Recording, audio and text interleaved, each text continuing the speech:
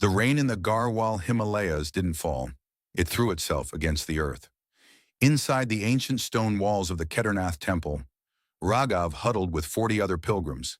The air was thick with the scent of wet wool, camphor, and a cold, creeping fear. Outside, the night of June 16th, 2013, had turned the cheerful pilgrim town into a roaring nightmare. The Mandakini River had broken its banks, and the sound of crushing wood and collapsing hotels echoed through the dark. Raghav, an old school teacher who had saved for 10 years to make this journey, clutched his brass prayer bell. Beside him, a young woman wept, holding her toddler tightly to her chest. "The mountain is falling," someone whispered from the doorway. Suddenly, a sound louder than thunder shook the valley, a deep, visceral groan from the peaks above. The Korabari glacial lake had burst. Millions of tons of water, mud, and jagged rocks were tearing down the slopes, aiming straight for the back of the temple.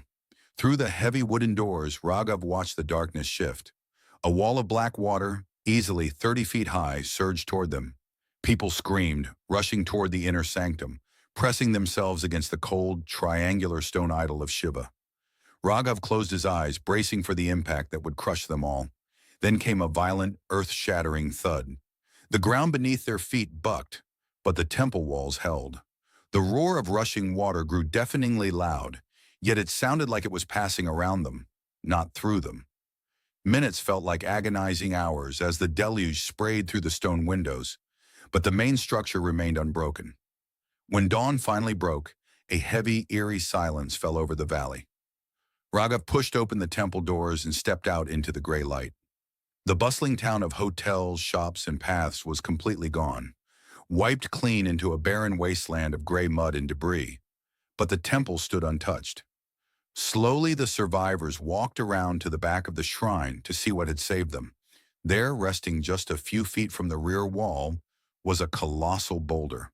It was as wide as the temple itself, having rolled down the mountain in the dead of night to stop precisely where it was needed.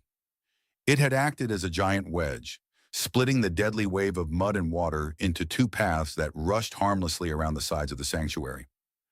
Raghav dropped to his knees in the wet mud, his hands shaking as he touched the cold, rough surface of the saving stone. "Bhimshila," the young mother whispered beside him, her tears finally drying. The mountain had brought destruction, but in the exact same breath, it had brought their shield.